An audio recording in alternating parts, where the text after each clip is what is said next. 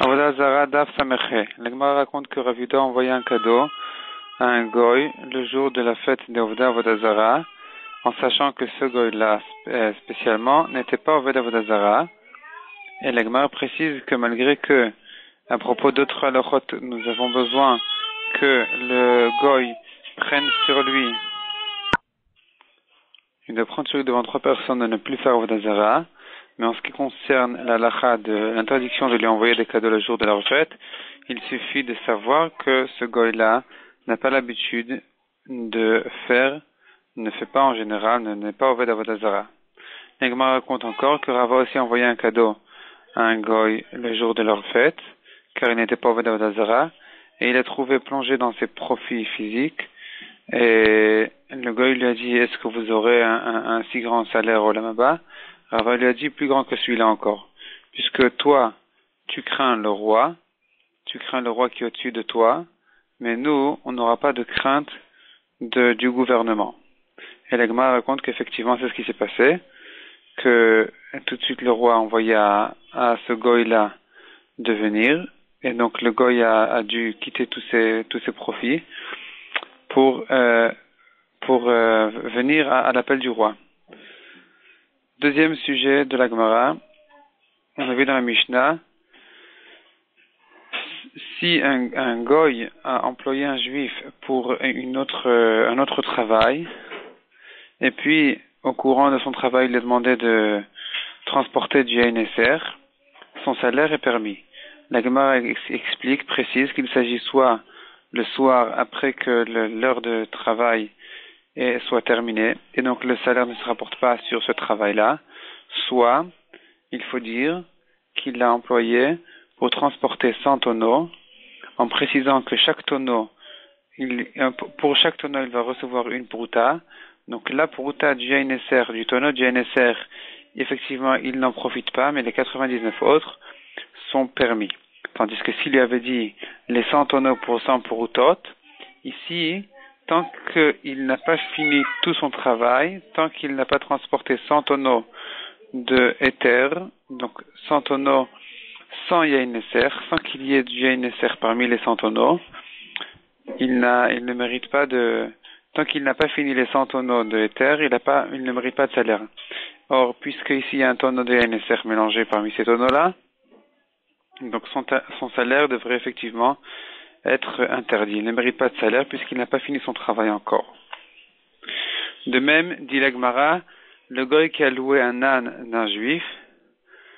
et enfin pour voyager, pour s'asseoir sur l'âne et partir en chemin, et il a posé sa bouteille de YNSR sur l'âne, le salaire de l'âne, donc le salaire du loyer de l'âne est permis, malgré que le goy a le droit, malgré que celui qui loue un âne a le droit de poser sur l'âne la nourriture qu'il a besoin pour le trajet, pour même tous les trajets, si vraiment il ne risque pas de trouver facilement en chemin de quoi s'acheter à manger. Malgré tout, on considère que le salaire du loyer ne se rapporte pas sur ce profil-là du NSR. Et la preuve, c'est que si vraiment il a décidé de ne pas poser sa bouteille sur l'âne, il ne peut pas pour autant demander à ce qu'on lui fasse un prix et qu'on lui baisse le salaire du loyer de l'âne. La Gemara raconte encore une histoire. C'est l'histoire d'un Mora qui avait l'habitude de verser du vin dans les bouteilles des goïms, dans les bouteilles les outres des goïms, et donc il se faisait déjà payer pour ce vin-là. La Gemara explique que ça c'est pas problématique, il n'y a pas de problème, puisque tant qu'il travaillait, le vin était encore permis. Donc c'est pas considéré comme s'il profitait du NSR, puisque tant que le vin était entre ses mains ou qu'il était en train de le verser, il était encore permis. Mais ensuite, ce qu'il avait l'habitude encore, c'était de leur faire traverser le fleuve, et puis pour son salaire, il lui rendait les cruches en argile qu'il méritait en achetant en fait le vin. Et la Gemara explique que la raison pour laquelle on considère pas qu'il y a un problème ici de dire que le vendeur juif a un intérêt que le NSR ne se perde pas C'est-à-dire que les outres ne se fendent pas et que le vin ne se perde pas, de manière à ce qu'il ne lui réclame pas les cruches aussi. Donc a priori on pourrait dire qu'il a un intérêt à ce que le Yain Eser existe encore, de manière à ce qu'on ne lui demande pas les cruches. La Gemara résout ce problème en disant qu'ils avaient d'autres bouteilles de réserve ou qu'ils avaient convenu que, en cas de perte de vin, il n'allait rien lui réclamer et il n'avait pas le droit de lui demander les cruches. De même dit la Gemara, au moment où il leur faisait traverser le fleuve, on ne considère pas ça comme un travail qui est fait pendant le moment où le vin est déjà interdit, et donc il se trouverait qu'il profite du vin interdit, puisque ici il ne se fatiguait pas à leur faire traverser le fleuve. La Gemara explique que soit il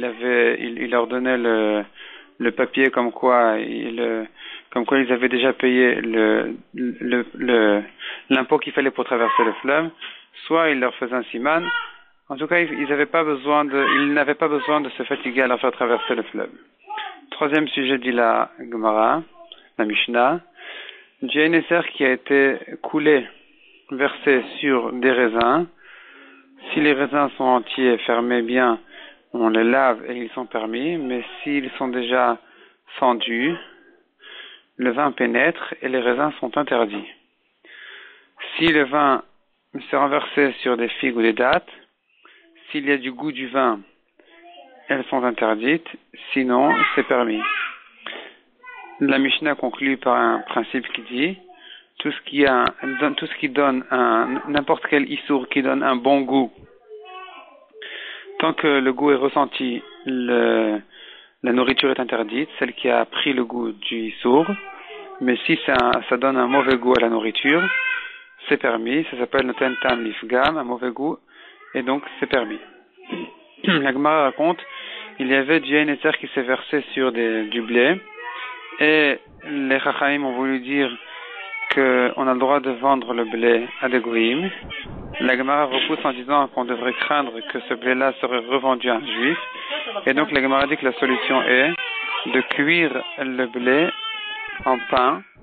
et de le vendre à un goy, pas devant un juif, et de vendre le pain à un goy, pas devant un juif, de manière à ce que le goy ne puisse plus le revendre à un juif, puisque le juif n'achète pas de pain des goïm.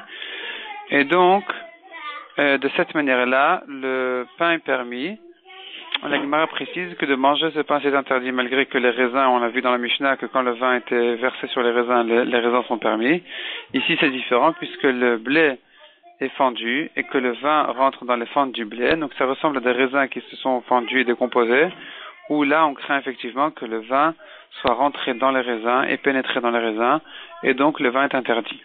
Ici aussi, donc les raisins sont interdits, et de même, le blé ici devrait être interdit à être consommé, seul à être vendu, il est permis.